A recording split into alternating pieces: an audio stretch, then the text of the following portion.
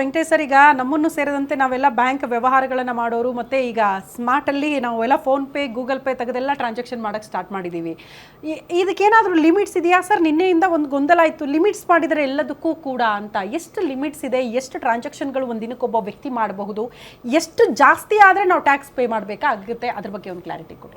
ನೋಡಿ, ನಮ್ಮ ಗ್ರಾಹಕರ ಪರವಾಗಿ ನಮ್ಮ ಸ್ನೇಹಿತರು ಮಾತಾಡುವಾಗ ಈ ಸೈಬರ್ ಸೆಕ್ಯೂರಿಟಿಗೆ ಸಂಬಂಧಪಟ್ಟಂತೆ ಅವರ ಆತಂಕವನ್ನು ವ್ಯಕ್ತಪಡಿಸಿದ್ರು.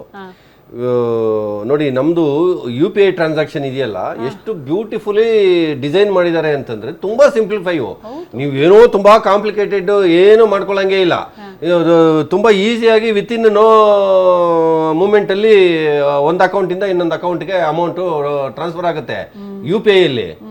ಎಲ್ಲೆಲ್ಲಿ ನಿಮಗೆ ಸೈಬರ್ ಸೆಕ್ಯೂರಿಟಿ ರಿಲೇಟೆಡ್ ಕೇಸಸ್ಸು ಜಾಸ್ತಿ ಎಲ್ಲೆಲ್ಲಿ ರಿಪೋರ್ಟ್ ಆಗ್ತಾ ಇದೆ ಅಂತಂದ್ರೆ, ಅದು ಯಾವುದೋ ಡಿಜಿಟಲ್ ಅರೆಸ್ಟ್ ಅಂತೆ, ಆಮೇಲೆ ಏನೋ OTP ಅಂತೆ, ಇಂಥದ್ರಲ್ಲಿ ನಮಗೆ ಸಮಸ್ಯೆಗಳು ಕಾಡ್ತಾ ಇದೆ. ಜನಸಾಮಾನ್ಯ ಅಲ್ಲಿ ಸಫರ್ ಆಗ್ತಾವನೆ. UPI ಟ್ರಾನ್ಸಾಕ್ಷನ್ ಅಲ್ಲಿ ಇವತ್ತವರೆಗೂ ಯಾರು ಲಕ್ಷಾಂತರ ರೂಪಾಯಿ ಟ್ರಾನ್ಸಾಕ್ಷನ್ ಮಾಡಿದ್ದಾರೆ, ಎಲ್ಲೂ ಸಹ ಇಲ್ಲಿವರೆಗೂ ಮೋಸ ಆಗಿದೆ ಅನ್ನುವಂಥದ್ದು ವರದಿ ಆಗಿಲ್ಲ ಇಲ್ಲಿವರೆಗೂ. ಅಂದ್ರೆ ಅಷ್ಟು beautifully designed by central government ಈ ನಮ್ಮ UPI ಟ್ರಾನ್ಸಾಕ್ಷನ್ಗೆ ಸಂಬಂಧಪಟ್ಟಂತೆ. ಇನ್ನ ತಾವು ಹೇಳಿದ್ರಿ, ಡಿಜಿಟಲ್ ಟ್ರಾನ್ಸಾಕ್ಷನ್ಗೆ ಸಂಬಂಧಪಟ್ಟಂತೆ ಅಥವಾ ನೀವು ಅಕೌಂಟ್ ಆಧಾರಿತವಾದಂಥ ಟ್ರಾನ್ಸಾಕ್ಷನ್ನು ನೀವು 100 ಕೋಟಿ ಟ್ರಾನ್ಸಾಕ್ಷನ್ ಮಾಡಿದ್ರು ಯಾವುದೇ ಸಮಸ್ಯೆ ಇಲ್ಲ.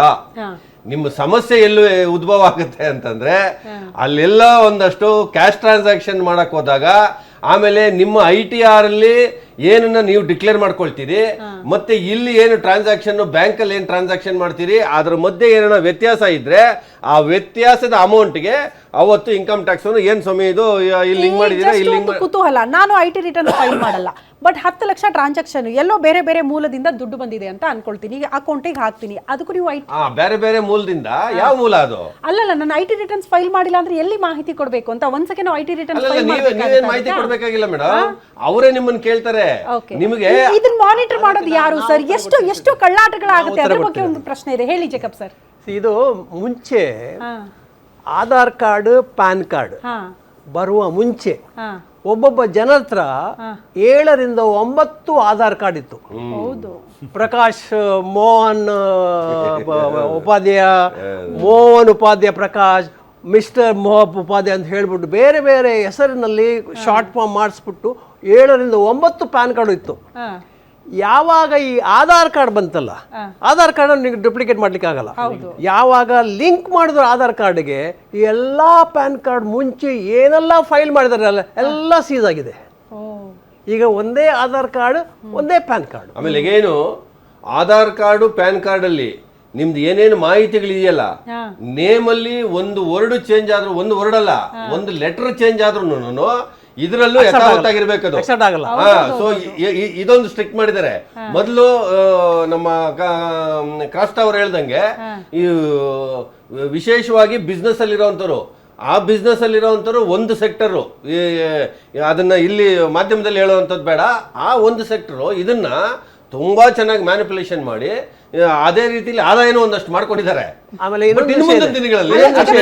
ನನಗೆ ಇದು ಆಧಾರ್ ಕಾರ್ಡು ಪ್ಯಾನ್ ಕಾರ್ಡು ನೀವು ಅಕ್ರಮ ತಡೆಗಟ್ಟೋದಕ್ಕೆ ಒಳ್ಳೆ ಕೆಲಸ ಮಾಡಿದ್ರೆ ಓಕೆ, ನಮಗೂ ಅದು ಅನುಭವಕ್ಕೆ ಬಂದಿದೆ. ಒಂದು ಲೆಟರ್ ರಾಂಗ್ ಆದ್ರೂ ಸ್ವೀಕರಿಸಲ್ಲ ಬ್ಯಾಂಕ್ ಅವರು, ಓಕೆ. ಬಟ್ ನಾನು ಆಗ್ಲೇ ಏನ್ ಕೇಳ್ತಾ ಇದ್ದೆ ಅಂದ್ರೆ, ಒಂದು 10 ಲಕ್ಷ ನಮ್ಮ ಹತ್ರ ಕ್ಯಾಶ್ ಇದೆಯಪ್ಪ, ಕೇಳಿ ಅದನ್ನ ಹೆಂಗೆ ಅಕೌಂಟ್ಗೆ ಹಾಕೋದು? ಅದಕ್ಕೆ ಮೂಲ ತೋರ್ಸಕ್ಕಾಗುತ್ತೆ? ನಿಮ್ಮ ಅಕೌಂಟ್ ಕೆನರಾ ಬ್ಯಾಂಕ್ನಲ್ಲಿದೆ, ಬ್ಯಾಂಕ್ ಆಫ್ ಇಂಡಿಯಾದಲ್ಲಿ, ಮಹಾರಾಷ್ಟ್ರ ಬ್ಯಾಂಕ್ನಲ್ಲಿದೆ, ಪಂಜಾಬ್ ನ್ಯಾಷನಲ್ ಬ್ಯಾಂಕ್ ಇದೆ, ಕೋಆಪರೇಟಿವ್ ಸೊಸೈಟಿಲಿದೆ. ಬ್ಯಾಂಕ್ ಅಕೌಂಟ್ ಅನ್ನ ಆಧಾರ್ ಕಾರ್ಡ್ ಪ್ಯಾನ್ ಕಾರ್ಡ್ ಕೊಡದೆ ಓಪನ್ ಮಾಡ್ಲಿಕ್ಕೆ ಆಗತ್ತಾ? ಇಲ್ಲ, ಮಾಡಕ್ಕಾಗಲ್ಲ. ಒಂದು ವೇಳೆ ನೀವು ಕೊಡದೆ ಹೋದರೆ KYC ಕೊಡಿ ಅಂದ್ಬಿಟ್ಟು ಕೇಳ್ಬಿಟ್ಟು ರಿನ್ಯೂ ಮಾಡ್ತಾರೆ. ಅಂದ್ರೆ ಎವ್ರಿ ಅಕೌಂಟ್ ಎಷ್ಟೆಲ್ಲ ಬ್ರಾಂಚ್ ನಲ್ಲಿ ಇದೆಯೋ ಅದೆಲ್ಲ ಇನ್ಕಮ್ ಟ್ಯಾಕ್ಸ್ ಗೊತ್ತು. ಆಮೇಲೆ ಯಾವ ಅಕೌಂಟ್ ನಲ್ಲಿ ನೀವು ಎಷ್ಟು ಟ್ರಾನ್ಸಾಕ್ಷನ್ ಮಾಡಿದ್ರಿ ಅಂದ್ಬಿಟ್ಟು ಅವ್ರಿಗೆ ಗೊತ್ತು. Everything is cloud based system. ನೀವೇನೇನೆ ಆ ಸೋರ್ಸ್ ಎಲ್ಲಿಂದ ಬಂತು, ಕ್ಯಾಶ್ ಏನಕ್ಕೆ ಬಂತು ನಿಮ್ಗೆ, ಅವರು 10 ಲಕ್ಷ ರೂಪಾಯಿ ಕ್ಯಾಶ್ನ ನಿಮಗೆ ಕ್ಯಾಶ್ ಕೊಡೋ ಬದಲು ಅಕೌಂಟ್ ಇಂದ ಅಕೌಂಟ್ ಮಾತಾಡ್ತಾ ಇದೀವಿ, ಕೋರ್ಟ್ ಗಟ್ಟಲೆ ಅಕ್ರಮವಾಗಿ ಅವರೆಲ್ಲ ಆರಾಮಾಗಿ ಇರ್ತಾರಲ್ಲ ಸರ್. ಇದು ಜನಸಾಮಾನ್ಯರಿಗೆ ಅದು ಹೇಗೆ ಹೇಳ್ತೀನಿ ಕೇಳಿ. ಈ ರಿಯಲ್ ಎಸ್ಟೇಟ್ ಬಿಸ್ನೆಸ್ ಅದರಲ್ಲಿ ಕೋಟಿ ಕಟ್ಟೆ ಟ್ರಾನ್ಸಾಕ್ಷನ್ ಆಗುತ್ತೆ. ಆದರೆ ಟ್ರಾನ್ಸಾಕ್ಷನ್ ಸಬ್ ರಿಜಿಸ್ಟರ್ನಲ್ಲಿ ರಿಜಿಸ್ಟ್ರೇಷನ್ ಆಗಿರೋದು ಒಂದು ರೇಟು, ನೀವು ಕೊಟ್ಟ ಕಾಸು ಬೇರೆ. ಆ ಕೊಟ್ಟ ಕಾಸಿದೆಯಲ್ಲ ಅದು ಕ್ಯಾಶ್ ಹೋಗುತ್ತೆ. ಆದರೆ ಆ ಕ್ಯಾಶ್ ಟ್ರಾನ್ಸಾಕ್ಷನ್ ಆಗಿ ಆಗಿ ಆಗಿ ಆ ಕ್ಯಾಶ್ನಲ್ಲೇ ಉಳಿಯುತ್ತೆ. Bank transaction remains is bank transaction only. ಈಗ ಪಾಲಿಟಿಕ್ಸ್ನಲ್ಲಿ ಇಷ್ಟೊಂದು ಕೋಟಿ ಕಟ್ಟಲೆ ಕೊಡ್ತಾರಲ್ಲ, ನೋಡು MLA ಆಗಲಿ MP ನಾಗಲಿ ನಾವು ಅಷ್ಟು ಕೋಟಿ ಕೊಟ್ಟೆ ಅಂತ ಹೇಳ್ಬಿಟ್ಟು ಹೇಳ್ತಾರಲ್ಲ, ಎಲ್ಲಿಂದ ಕೋಟಿ ಕೊಟ್ಟವನು? ಈ ಕಾಸೆ. ಯಾವಾಗ ಡಿಮಾನಿಟೈಸೇಷನ್ ಆಗ್ಬಿಟ್ಟು ಈ ಬ್ಲ್ಯಾಕ್ ಮನಿನ ಕನ್ವರ್ಟ್ ಮಾಡಿಬಿಟ್ಟು ನಾವು ರೆಮನಿ ಮಾಡ್ತೀನಿ ಬಿಟ್ಟು ಮೋದಿ ಸಾಹೇಬ್ರು ಹೇಳಿದ್ರಲ್ಲ, ಆದರೆ ನಮ್ಮ ಜನಗಳು ಇಂಟೆಲಿಜೆನ್ಸ್ ಎಷ್ಟು ಇದೆ ಅಂದರೆ, ಯಾವಾಗ ಈ ಕೋಆಪರೇಟಿವ್ ಸೊಸೈಟಿನಲ್ಲಿ ಎಕ್ಸ್ಚೇಂಜ್ ಮಾಡ್ಲಿಕ್ಕೆ ಕೊಟ್ಟರು ಎಲ್ಲ ಬ್ಲ್ಯಾಕ್ ಮನಿ ವೈಟ್ ಆಯಿತು. And black money remain as black money only. ಆಮೇಲೆ ಮೇಡಮ್ ಈಗ ನೋಡಿ, ಇಷ್ಟೆಲ್ಲ ಟೈಟನ್ ಮಾಡ್ತಿದ್ದಾರೆ, ಇನ್ನು ಮುಂದಿನ ದಿನಗಳಲ್ಲಿ ಇದು ಇನ್ನೂ ಬಿಗಿ ಆಗುತ್ತೆ. ಇದೇನು ಇಷ್ಟಕ್ಕೇನೆ ನಿಲ್ಲೋದಿಲ್ಲ. ಆದರೂ ಸಹ ಇವತ್ತು ಇಡೀ ಇಂಡಿಯಾದಲ್ಲಿ ನಾವೊಂದು 148 ಕೋಟಿನೋ 150 ಕೋಟಿನೋ ಜನಸಂಖ್ಯೆ ಇರತಕ್ಕಂಥದ್ದು. ಇದರಲ್ಲಿ ಈಗಲೂ ಪ್ರಾಂಪ್ಟ್ ಟ್ಯಾಕ್ಸ್ ಪೇಯರ್ಸ್ ಎಷ್ಟು ಅಂದ್ರೆ ಅದು ಮ್ಯಾಕ್ಸಿಮಮ್ 3% ಕ್ರಾಸ್ ಆಗಿಲ್ಲ. 3% ಕ್ರಾಸ್ ಆಗಿಲ್ಲ. ಇವತ್ತು ಒಂದ್ ಕಡೆ ಸ್ಯಾಲರಿ ಕ್ಲಾಸ್ ಯಾರಿದ್ದಾರೆ ಪಾಪ ಅವರು ಪ್ರಾಂಪ್ಟ್ ಟ್ಯಾಕ್ಸ್ ಪೇಯರ್ಸ್. ಅದು ಟ್ಯಾಕ್ಸ್ ಅವ್ರು ಕಟ್ತಾರೋ ವಿತಿನ್ ಟ್ಯಾಕ್ಸ್ ಒಳಗಡೆ ಬರ್ತಾರೋ that is secondary. But declare ಮಾಡ್ಕೊಳ್ತಾರೆ, ನಂದು ನೋಡಿ ಸ್ವಾಮಿ ಇದೇ ಆದಾಯ ನಂದು ಅಂತ ಹೇಳಿ. ಇನ್ನೊಂದಷ್ಟು ಜನ ಇವೆರಡೂನು ಸ್ಯಾಲರಿ ಕ್ಲಾಸು ಮತ್ತೆ ಬಿಸ್ನೆಸ್ ಕ್ಲಾಸು ಎರಡೂ ಸೇರಿದ್ರು ನಮ್ಮದು 3% ಕ್ರಾಸ್ ಆಗಿಲ್ಲ. ಅಂದ್ರೆ ಏನು ಮಾಡ್ಲಿಕ್ಕಾಗಲ್ಲ. ಇದು ಮೊದಲಿಂದ ನಡ್ಕೊಂಡು ಬಂದಿದೆ. ಬಟ್ ಇನ್ನು ಮುಂದಿನ ದಿನಗಳಲ್ಲಿ ಬಹುಶಃ ಕಷ್ಟ ಆಗೋದು. Even especially real estate business ಮಾಡೋ ಅಂಥವ್ರಿಗೆ ಈ ಅಲ್ಲೂ ಸಿಕ್ಕಾಪಟ್ಟೆ ಬಿಗಿ ಮಾಡಿದ್ದಾರೆ. ಮೊದಲೇನಾಗ್ತಿತ್ತು ಅಂದ್ರೆ ಪ್ಯಾನ್ ಕಾರ್ಡ್ಗೂ ಆಧಾರ್ ಕಾರ್ಡ್ಗೂ ಎಷ್ಟೋ ಜನದ್ದು ಈಗ ನಾನೊಬ್ಬ ಬ್ಯಾಂಕ್ನ ಅಧ್ಯಕ್ಷನಾಗಿ ನಾನೇನೆ ಸಾಕಷ್ಟು ಕೇಸ್ಗಳನ್ನ ನೋಡಿದ್ದೀನಿ. ಡೇಟ್ ಆಫ್ ಬರ್ತ್ ಪಾಪ ಅವ್ರದ್ದು ಯಾವ್ದೋ ಇದರಲ್ಲಿ ಮಾರ್ಕ್ಸ್ ಕಾರ್ಡ್ ಅಲ್ಲಿ ಯಾವ್ದೋ ಒಂದು ಡೇಟ್ ಇರ್ತದೆ, ಇವರು ಸ್ಕೂಲ್ ಸೇರಿಸಬೇಕಾದ್ರೆ ಯಾವ್ದೋ ಒಂದು ಡೇಟ್ ಕೊಟ್ಬಿಟ್ಟಿರ್ತಾರೆ. ಸ್ವಲ್ಪ ಕಾಂಪ್ಲಿಕೇಶನ್ಸ್ ಅಂತ ಅನ್ಸುತ್ತೆ ಇದನ್ನೆಲ್ಲ ನೋಡಿದಾಗ. ಬಟ್ ಎನಿವೇ ಎಲ್ಲವನ್ನ ಕೂಡ ಟ್ರಾನ್ಸ್ಪರೆನ್ಸಿ ಎಲ್ಲ ಇದು ಸ್ಟ್ರೀಮ್ ಲೈನ್ ಆಗ್ಲೇಬೇಕಲ್ಲ. ರಾಜು ಸರ್ ಇನ್ನೊಂದು ಸ್ವಲ್ಪ ಸರಳ ಆಗ್ಬೇಕಾಗಿತ್ತು ಅಂತ ಅನ್ಸುತ್ತಾ? ಓಕೆ, ನಾವು ಒಗ್ಗನ್ನ ಇದನ್ನ ಸರಿ ಮಾಡ್ಕೊಳ್ಳೋಣ ಅನ್ನೋ ರೀತಿಲಿ ಇದೆಯಾ ಜನಸಾಮಾನ್ಯರ ಮೆಂಟಾಲಿಟಿ ಅಂತ? ಅದೇ ಈಗ ಡಿಜಿಟಲ್ ಪೇಮೆಂಟ್ಸು ಕೇಂದ್ರ ಸರ್ಕಾರ ಪಾಪ ತುಂಬ ಒಳ್ಳೆ ಉಪಯುಕ್ತತೆ ಜನ ಹತ್ರಗೆ ತಲುಪಿಸಿದ್ದಾರೆ. ಆ ಉಪಯುಕ್ತತೆ ಜನ ಕೂಡ ತಗೊಂಡಿದ್ದಾರೆ. ಯಾಕಂದ್ರೆ ಇವೆಲ್ಲ ಮೊದಲು ಒಂದು 5 ಲಕ್ಷ ರೂಪಾಯಿ ಏನಾದರೂ ಡ್ರಾ ಮಾಡಬೇಕು ಅಂದರೆ ಜನಸಾಮಾನ್ಯ ಬ್ಯಾಂಕ್ ಹತ್ರ ಹೋಗಿ ಪಾಪ ನಿಂತು ಸಮಯ 2 ರಿಂದ 3 ಗಂಟೆ ನಿಂತು ಇಡೀ ದಿನನೇ ಹಾಳಾಗೋದು. ಆದರೆ ಈ ಡಿಜಿಟಲ್ ವ್ಯವಹಾರಗಳು ಯಾವಾಗ ಕೇಂದ್ರ ಸರ್ಕಾರ ಎಲ್ಲ ರೀತಿಯ ಒಂದು ಜಾರಿಗೆಯನ್ನು ತಂತು, ಆವಾಗಿಂದ ಮನುಷ್ಯನ ಬದುಕು ಸುಲಭ ಅನಿಸಿದೆ. ಯಾಕಂದರೆ ಕೆಲವು ಯೋಜನೆಗಳನ್ನು ನಾವು ಇವತ್ತು ಕೂಡ ಪಾಲಿಸ್ತಾ ಇದ್ದಾಗ ಅದ್ರ ಬಗ್ಗೆ ಇರ್ತಕ್ಕಂಥ ಒಳ್ಳೆಯದನ್ನು ನಾವು ಹೇಳಲೇಬೇಕಾಗುತ್ತೆ. ಆದರೆ ಇವತ್ತು ಏನಾಗ್ತಾ ಇದೆ, ಪ್ರೆಸೆಂಟ್ ಮನುಷ್ಯ ವಾಸಿಸ್ತಕ್ಕಂಥ ಈ ಒಂದು ನಮ್ಮ ರಾಜ್ಯದ ಸ್ಥಿತಿನಲ್ಲೇ ನಾವು ಹೇಳಿದಾಗ ನೀರು, ವಿದ್ಯುತ್ ಶಕ್ತಿ ಇಂಥದನ್ನೆಲ್ಲ ಅವರು ಏನು ಹೈಕ್ ಮಾಡ್ತಾರೆ.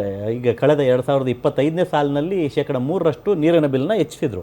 ಈಗಾಗಲೇ 2026ನಲ್ಲಿ ಮತ್ತೆ 3% ಇರಿಸಿದಾಗ ಮನುಷ್ಯನ ಬದುಕು ದುಸ್ತರವಾಗ್ತದೆ.